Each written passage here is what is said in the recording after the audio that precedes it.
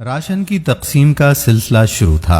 एक पुराने मकान पर नजर पड़ी। उसका दरवाजा खटखटाना चाहा ही था कि साथ में आए हुए मोहल्ले के एक फर्द ने मना कर दिया। मैंने पूछा तो उसने बताया कि साहब रहने दें, ये एक फाहिशा औरत का घर है, इसको बहुत जगह से राशन आता रहता है। ये बात सुनकर मुझे यकीन हो गया कि मोहल्ले में से किसी ने भी इसको राशन फराहम ही नहीं किया होगा। मैंने जैसे तैसे करके उससे बहस करके दरवाजे पर दस्तक आखिर दे ही दी। अंदर से धीमी सी आवाज आई, कौन? मैंने बताया कि राशन सप्लाई कर रहे हैं, आप लेना पसंद करेंगी? तो इंतहाई गमगीन सी आवाज आई कि आप वापस चले जाएं, पहले ही इस मोहल्ले में लोग हमें जीने नहीं देते, हम गुजारा कर लेंगे, आपकी मेहरबानी, आप मोहल्ले के शुरफा में ये राशन तकसीम कर दें।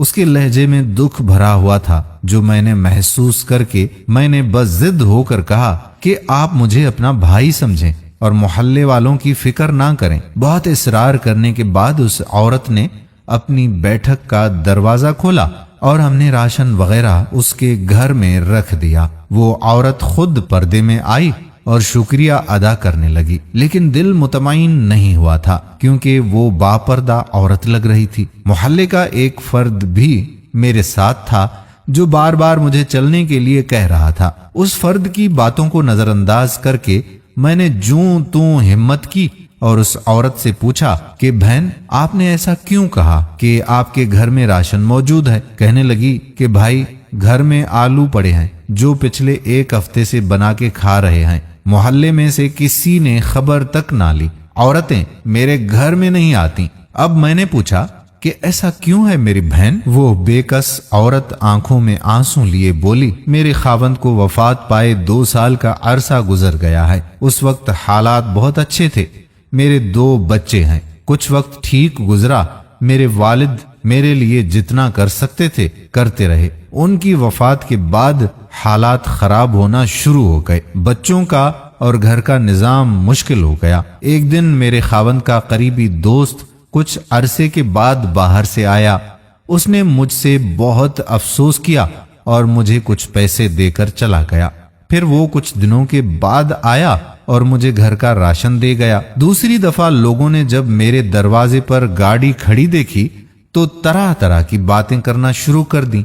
फिर जब वो वापस बैरूने मुल्क लौटने लगा तो जाते हुए मेरे घर आया और कहा कि बहन, ये मेरा नंबर है, आपको किसी भी चीज की जरूरत हो तो अपने भाई से कहना, किसी मोहल्लेदार से मांगने की जरूरत नहीं। जब वो बाहर निकला तो मोहल्ले के लोगों ने उसे पकड़कर मारना शुरू कर दिया कि तुमने हमारे मोहल्ले में गंद मचाया हुआ है। यह सुनकर मैंने चिल्लाना शुरू कर दिया कि तुम लोगों ने मेरा हाल तक ना पूछा और अगर कोई भाई बनकर मेरा ख्याल रख रहा है तो तुम उसे भी मार रहे हो। शर्म से मेरी जान निकली जा रही थी कि इतनी हमदर्दी का ये सिला मिला मेरे भाई को। वो भाई इन तमाम मोहल्ले वालों को समझाता रहा कि ये मेरी बहनों जैसी है, लेकिन मोहल्ले के लोगों को जैसे एक तमाशा मिल गया था। खैर, वो जान छुड़ा के वहां से चला गया। कुछ अरसे तक मुझे अगर किसी भी चीज की जरूरत होती तो मैं शर्मसार होकर उनको कॉल कर देती और वो मुझे बैंक में पैसे हस्बे जरूरत भेज देते थे। पिछले 2 माह से उनको कॉल नहीं की और फिर ये कोरोना वायरस का मसला भी हो गया तो सुना है कि उन भाई के मुल्क के हालात खराब हो गए हैं। दोबारा मेरी कभी हिम्मत नहीं हुई कि उनको मैं कॉल करूं। अब बेवाह समझकर अगर कोई मेरी मदद करना भी चाहते हैं तो मोहल्ले वाले मुझे गलीज नजरों से देखते हैं और मोहल्ले में इतने शुरफा हैं कि हर कोई गुजरते वक्त मेरे दरवाजे पर झांक कर जाता है। बाहर जाते हुए मुझे घूरते हुए जाते हैं, अपनी औरतों को मेरे घर आने तक नहीं देते। ये वायरस तो बहाना रखा है अल्लाह ने हमें राशन भेजने का, वरना जरूरत का सामान तो बिल्कुल खत्म होने को है। कुछ दिनों से मैंने उस भाई को कॉल मिलाने का सोचा, लेकिन जमीर ने गवारा ना किया। सोचा कि पता नहीं उनके अपने हालात कैसे होंगे। मेरे बच्चों को भी अब महसूस होना शुरू हो गया है कि मोहल्ले में हमारी माँ को लोग किन नजरों से देखते हैं। ہمارے نبی صلی اللہ علیہ وآلہ وسلم تو دشمنوں کی بیٹیوں کے سروں پر چادر رکھا کرتے تھے۔ یہ کہاں کے دیندار لوگ ہیں کہ اگر کوئی میرے گھر میری مدد کرنے کو آتا ہے تو اس کو اس قدر مشکوک نظروں سے دیکھتے ہیں کہ لوگوں نے ڈر کے مارے مجھے زکوٰۃ تک دینا چھوڑ دی ہے۔ یہ بات کرتے کرتے اس کا دوپٹہ آنسوؤں سے بھیگ گیا، اور جو میرے ساتھ آدمی بیٹھا ہوا تھا وہ بھی شرم سے پانی پانی ہو رہا تھا۔ مجھے پتہ ہی نہ لگا کہ میری آنکھوں سے آنسو کی جھڑی لگی ہوئی تھی۔ ہم نے راشن کے ساتھ کچھ نقد رقم بھی اپنی طرف سے ادا کر دی۔ جو شخص میرے ساتھ تھا وہ باہر نکل کر کچھ بولنے ہی والا تھا کہ مجھ سے رہا نہ گیا اور اس کے بولنے سے پہلے ہی شروع کر دیا، اور میں نے کہا کہ بروز قیامت تم لوگوں کے اس راشن کو اللہ کیسے قبول کرے گا جبکہ تمہیں محلے میں رہنے والے ان لوگوں کی خبر نہیں جو کسی کے دروازے پر نہیں جاتے۔ کوئی کیسا ہے یہ اللہ اور اس کے درمیان کا معاملہ ہے۔ آنکھوں دیکھا بھی بعض دفعہ سچ نہیں ہوتا۔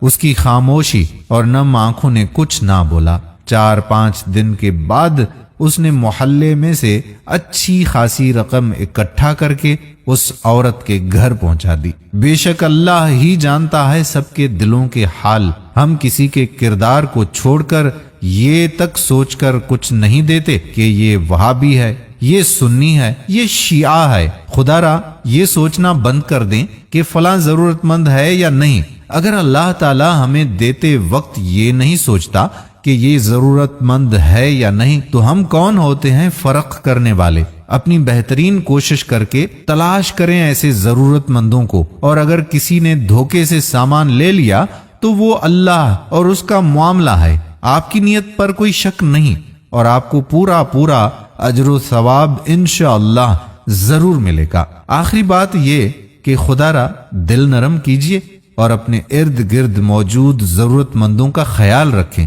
اس وقت کا انتظار نہ کریں جب کوئی عورت بچوں کی بھوک سے مجبور ہو کر گھر کی دہلیز سے باہر نکل کر ہاتھ پھیلائے، اور پھر معاشرے میں موجود ہمارے جیسے بھیڑیے فقط چند نوالوں کی خاطر اس سے اس کا سب کچھ چھین لیں۔ ہاتھ جوڑ کر میں آپ سے التجا کرتا ہوں کہ خود باہر نکلیں اور ایسے لوگوں کو تلاش کریں۔ راتوں کو اپنے محلے کا چکر لگائیں اور بچوں کے رونے کی آواز سن کر خالی برتنوں کی آواز سے اندازہ لگائیں کہ ان کو راشن کی ضرورت ہوگی۔ جن کو بھی ضرورت ہے ان تک ضرور راشن پہنچائیے۔ اگر ہماری اس معاملے میں آپ کو کوئی بھی مدد چاہیے ہو تو ہم بھی آپ کے ساتھ کھڑے ہیں، اور اس نیک کام میں ہمارا ہاتھ بٹائیے، آگے بڑھیے۔ اس ویڈیو کو زیادہ سے زیادہ لوگوں تک پہنچائیے۔ امید کرتے ہیں کہ آپ اس ویڈیو کو شیئر ضرور کریں گے۔ آنے والی ویڈیو تک اپنے میزبان قادر بخش کلہوڑوں کو اجازت دیجیے۔ اللہ حافظ۔